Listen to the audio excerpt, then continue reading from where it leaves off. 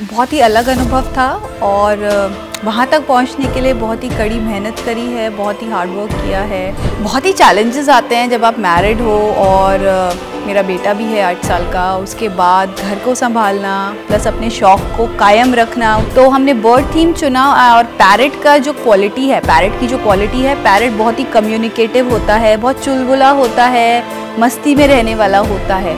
If you don't mind, मैंने आपकी videos देखी हैं, इंटरव्यूज़ भी देखा है, तो वो जो पैरट थीम ड्रेस है वो कहीं ना कहीं आपसे सिमिलर है। आप भी वैसी ही हैं, चुलबुली सी। तो गाजियाबाद की गलियों से सीधे केन्स फेस्टिवल के रेड कार्पेट पर गाजियाबाद की कृतिका जैन पहुंची। तो आज उनसे हम बात करेंगे उनकी पैशन और उनकी मेहनत की सारी स्टोरीज।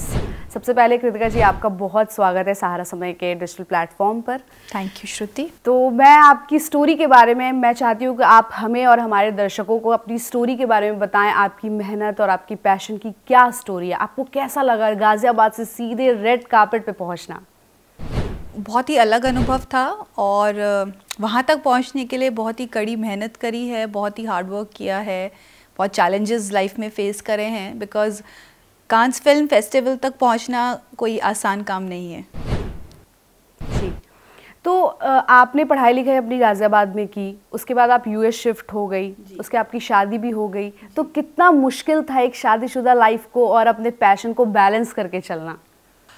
बहुत ही चैलेंजेस आते हैं जब आप मैरिड हो और मेरा बेटा भी है 8 साल का, उसके बाद घर को संभालना प्लस अपने शौक़ को कायम रखना, उसको कहीं पीछे नहीं छुपाना, साथ साथ फुल टाइम जॉब करना। बहुत ही चैलेंजेस आए दोनों लाइफ को बैलेंस करने में, professional life, home life plus आपका पैशन। यूएस जाके थोड़ी अपॉर्चुनिटीज़ मेरे लिए ओपन हो गई और मेरे फैमिली ने, मेरे हस्बैंड ने काफ़ी सपोर्ट किया उस चीज़ में मुझे, और धीरे धीरे हम साथ साथ एक स्टेप बाय स्टेप चलते रहे and we made it there. तो कहीं ना कहीं ऐसा कह सकते हैं कि आपके साथ आपके फैमिली का तो सपोर्ट था ही, बट हस्बैंड का सपोर्ट होना बहुत ज़रूरत होता है। जब आप इतना बड़ा सपना देखती हैं, उसके पीछे आपको इतनी मेहनत करनी पड़ती है। तो मुझे आप पहले अपनी बैक स्टोरी बताइए। जब आप गाजियाबाद में रहती थी, आपने यहाँ से पढ़ाई लिखाई की, मतलब एक्टिंग या कह सकते हैं फैशन को लेके जो आपका इंटरेस्ट है वो कब डेवलप हुआ? बचपन से ही मुझे ना एक्टिंग, मॉडलिंग का शौक़ था और मैं करना भी चाहती थी, बट गाज़ियाबाद में रहते हुए उस फील्ड में मिडिल क्लास फैमिली के पेरेंट्स को भेजना एक चैलेंज था, तो वो मैं नहीं कर पाई। बट मेरा वो पैशन तो अंदर ही रहा, वो कभी डूबा नहीं, और धीरे धीरे मैं आगे बढ़ती रही उस चीज़ को लेके।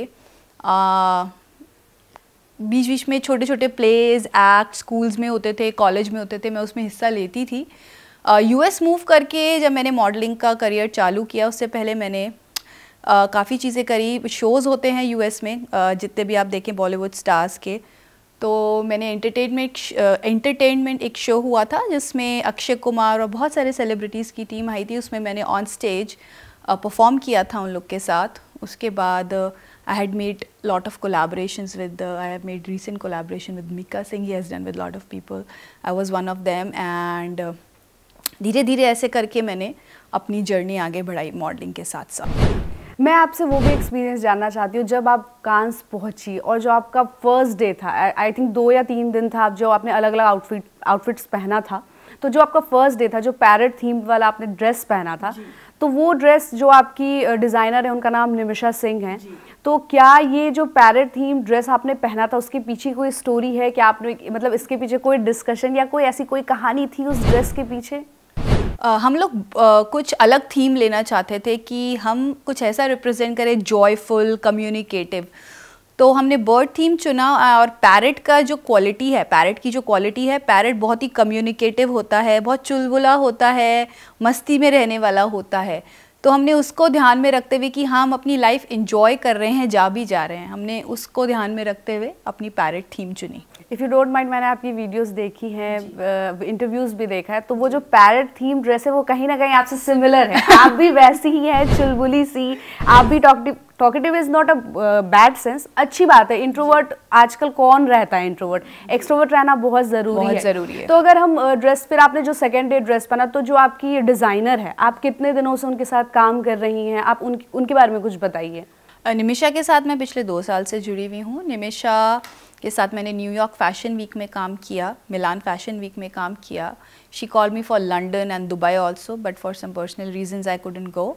अभी मैं उनके साथ आने वाले टाइम में पेरिस फैशन वीक में भी काम कर रही हूँ और 2 साल हो गए हैं. एंड निमिषा ने मुझे इधर जाने का ब्रेक दिया कि या we have Cannes and we are going there. So what was the reaction जब फर्स्ट कॉल आया कि हाँ जाना है? Oh my God, I was like is that true? Because अच्छे अच्छे अभिनेत्री सेलिब्रिटीज अगर आप देखें नहीं जा पाते वहाँ पे. It's very tough to make it into the Cannes, you know, it is a very tough thing. But जब वो मौका मिला एंड जब हम वहाँ पहुँच गए और हमने वॉक कर ली, then we believe yes we made it. तो मैं देख रही हूँ कि आज आप अपने पापा के साथ आई हैं जी. तो वो कहते हैं ना कि हर सफल औरत के पीछे एक मर्द का हाथ होता है. तो कहीं ना कहीं आपको इनिशियल स्टेज में आपके पापा ने हेल्प की, फिर अब आपके हस्बैंड ने हेल्प किया है जी. तो अब आपका बेटा भी है 8 साल का. तो क्या आपको उससे भी कुछ एक्सपेक्टेशंस हैं आपके बेटे से? नॉट सप्रेसिंग, ऑब्वियसली उसके कुछ अलग ड्रीम्स होंगे, बट आप एक माँ हैं और आप फैशन एक ऐसी इंडस्ट्री है जहाँ पे फिगर, वेट ये बहुत मैटर करता है.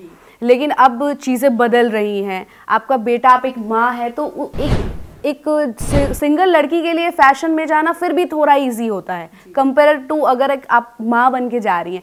तो एक माँ बन के रेड कार्पेट पे चलना, क्या वो अलग था? अगर शायद कुछ साल पहले आप जाती जब सिंगल थी तो वो जो एक्सपीरियंस वो अलग लगा आपको? देखिए, मैरिड होके जाना और अनमैरिड होके जाना 2 बिल्कुल डिफरेंट एक्सपीरियंस हैं. अभी मेरे ऊपर रिस्पॉन्सिबिलिटी है, आई हैव अ रिस्पॉन्सिबिलिटी, तो मैं उस तरह से जाती हूँ. बट यही अगर मुझे मौका अनमैरिड होके मिलता तो शायद मेरा पर्सपेक्टिव अलग होता. पर पैशन तो वही है ना, जो पहले था वही अभी है. मेहनत भी सेम है, पैशन भी, और आग भी सेम है, तो वो तो कभी नहीं बदलने वाला है. मैं आपसे ये भी पूछना चाहती हूँ कि जैसे आज की सोसाइटी में, अभी भी जो हमारी सोसाइटी है, ऐसे बहुत सारे लोग हैं जो कंजर्वेटिव सोच के हैं. बहुत सारी लड़कियां वो चीज़ नहीं कर पाती हैं जो उनको करना होता है. लेकिन आपने इस स्टेज पे जाकर गाजियाबाद से आप केन्स पहुंच गए, ये बहुत बड़ी बात है. ये बिल्कुल भी छोटी बात नहीं है. आपने एक बहुत बड़ा एग्जाम्पल भी सेट किया है. तो जो लड़कियां सपने तो देखती हैं बट वो पूरा नहीं कर पाती, अब उसके अलग अलग रीजंस होते हैं, फैमिली रीजंस होते हैं, पर्सनल, तो आप उनको क्या कहना चाहती हैं? उनको बस मैं यही कहना चाहूँगी कि अपने सपने देखने मत छोड़ो और मेहनत करते रहो. क्योंकि अगर मेहनत होगी और लगन होगी और थोड़ा सा फैमिली सपोर्ट होगा तो आप आगे बढ़ सकते हो. फैमिली सपोर्ट ना भी हो आप फिर भी आगे बढ़ सकते हो, बिकॉज आपके अंदर आग है उस चीज़ को करने की. बिकॉज अगर आप कुछ चाहते हो ना तो वो चीज़ आपको मिल जाती है. तो मैंने देखा आप 2023 में मिसेस इंडिया भी फाइनलिस्ट रही हैं, फिर आप मिलान फैशन वीक में गए, तो अब आगे कांस हो गया.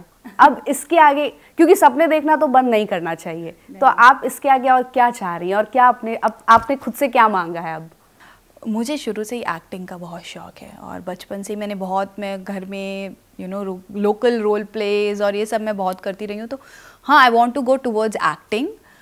मेरे को 1-2 ऐड के ऑफर्स आए हैं अभी, which I am looking forward to it. US में भी मेरे को एक कोलैब मिल गया है विद एडवर्टाइजमेंट कंपनी. तो I am looking forward to it कि और क्या क्या चीज़ें आती हैं and how far I can make it keeping my family responsibilities together in place. Exactly. तो हम उम्मीद करते हैं कि हम जल्दी आपको बॉलीवुड में देखेंगे और उसके बाद भी आपको इंटरव्यू देना है. आप उस टाइम ये बहाना नहीं कर सकती कि मैं बिजी हूँ.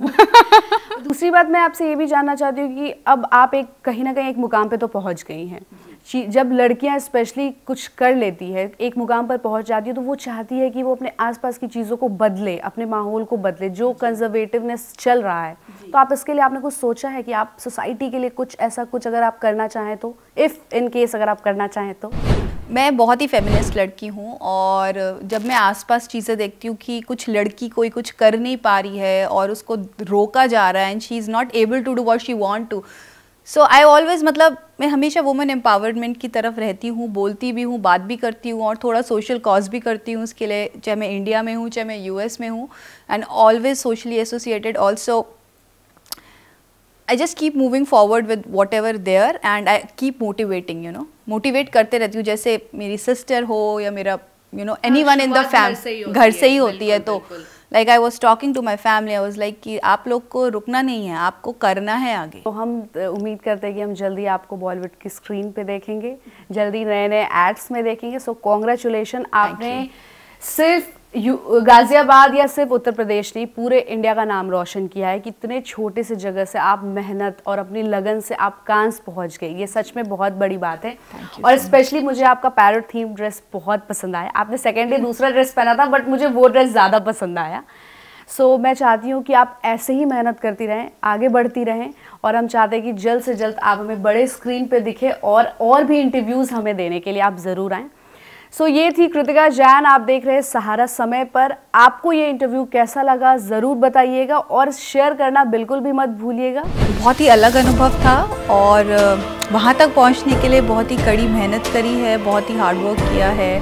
बहुत ही चैलेंजेस आते हैं जब आप मैरिड हो, और मेरा बेटा भी है 8 साल का, उसके बाद घर को संभालना प्लस अपने शौक़ को कायम रखना। तो हमने बर्ड थीम चुना, और पैरट का जो क्वालिटी है, पैरट की जो क्वालिटी है, पैरट बहुत ही कम्युनिकेटिव होता है, बहुत चुलबुला होता है, मस्ती में रहने वाला होता है। इफ़ यू डोंट माइंड, मैंने आपकी वीडियोस देखी हैं, इंटरव्यूज़ भी देखा है, तो वो जो पैरट थीम ड्रेस है वो कहीं ना कहीं आपसे सिमिलर है। आप भी वैसी ही है, चुलबुली सी,